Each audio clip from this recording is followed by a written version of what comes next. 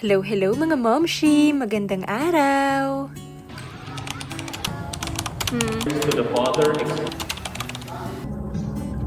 Ngayong araw nga ay pupunta kami sa Pangasinan para magsimba sa Manawag Church. Medyo matagal-tagal na rin nung last ako nakapunta dito. Sa pagkakaalala ko, 2015 pa yung pinakahuli at baby pa si Ate Sam noon. Pero ngayon nga ay malaki na siya at nagkaroon kami ng pagkakataon na makabalik ngayon at this time ay 4 na kami. Maaga kami bumiyahe today mga mi kasi medyo malayo-layo rin yung Manawag. Mga 2 hours or more din yung biyahe at kailangan maaga talaga yung alis namin kasi para iwas traffic at mas maaga kaming makarating sa Manawag. Sinundo nga muna namin yung mga biyanan ko sa Lubao tapos dumiretso na kami pa highway. Actually, sila talaga yung may plano na pumunta ng Manawag kasi gustong-gusto daw talagang magsimba ni Mama sa Manawag Church at gusto nga nila na mag-commute lang. Ang kaso nga lang, syempre may edad na din sila at sobrang hassle talaga kapag nagko-commute, lalong-lalo na ngayon sobrang init. Kaya kami ni Daddy Bino ay nagdesisyon na dalhin na lang sila sa Manawag. Pagdating nga namin ng T-Plex ay may nadaanan kami na Starbucks kaya bumili muna kami ng kape kasi hindi pa kami nakakapag-almusal ni Daddy Bino, lalong-lalo na yung mga bata kasi sobrang aga nga naming nagising tapos nagsiligo at nagsibihis na agad kami. Hindi nga namin nabilhan ng pwedeng kainin tong sila Tisam at Basti kasi sa buong biyahe natulog lang sila pero may mga baon naman kami na tinapay in case na gusto nilang kumain. Hinahabol din kasi namin yung misa ng alas 9 ng umaga pero okay lang din kung hindi naman namin maabutan yon kasi may susunod pa naman na misa na alas 10. Si Daddy Bino na nga lang din yung nagmaneho buong biyahe kasi ang sabi ko sa kanya ayokong mag-drive lalong-lalo na sa lugar na hindi ko naman kabisado. Sa T-Plex pa naman sobrang bibilis ng mga sasakyan kaya medyo natatakot din ako kung ako yung magmamaneho. Bali mga around 8 na yata nung nakadating kami sa Pangasinan tapos medyo bumiyahe pa kami ng medyo may kalayuan at parang mag-aalas 9 na yata kami nakadating sa may Manawag. Pagdating pa nga lang namin sa parkingan may nag-offer na sa amin ng kandila kaya napabili na agad kami. Parang na 500 na yata agad ako all in all sa mga kandilang binili namin. Tapos, bumili din kami ng mga santo at rosaryo para mapabless din namin kay Father. Bago nga kami pumasok sa mismong simbahan, nag-CR nga muna yung mga biyanan ko kasi sobrang layo nga ng naging biyahe namin kaya hinintay nga muna namin sila dyan at halos sakto nga lang din yung dating namin kasi kakasimula pa lang ng misa. calls us to be single-minded in our service of God.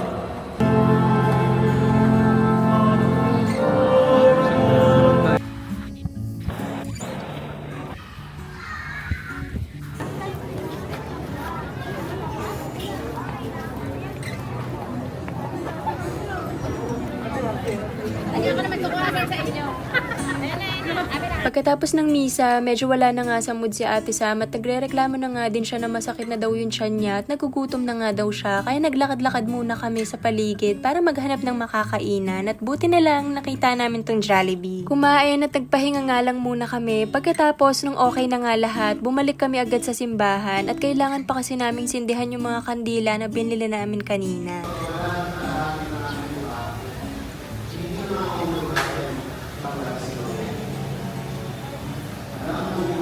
After naming magsindi ng mga kandila, ayan na, bumiyahe na agad kami palabas kasi may biglaan na naman nga ang plano si Daddy Bino. Ang alam lang kasi ng mga biyanan ko for today ay pupunta lang kami sa Manawag, magsisimba tapos uuwi na. Pero ayun, habang naglalakad pa lang kami papunta sa kotse, bigla na lang niyang sinabi sa kanila na malapit na rin naman, dumiretso na kaya tayo sa Baguio. Yung mga biyanan ko, natawa na lang kasi wala daw silang dalang mga gamit. Pero sa akin kasi nabanggit na ni Daddy Bino yan, kaya nakapag-ready naman ako ng pampalit namin ng mga damit kahit papaano. And to be honest, ang saya rin kasi ng ganitong biglaan, yung hindi mo talaga pinaplano pero natutuloy. Kaya ayun, go na rin kami paakyat ng Baguio since nandyan na rin kami sa norte. Sayang nga naman kasi kung hindi naman na itutuloy pa. Enjoy na enjoy nga rin kami sa view mga mi kasi tignan nyo naman, sobrang ganda talaga ng tanawin. Tapos ang ganda din ng panahon kaya saktong-sakto lang din talaga yung gala namin. At ayun lang naman yung chika ko for today's video mga momshi. Update ko na lang kayo sa next part ng Baguio trip namin ha. Bye!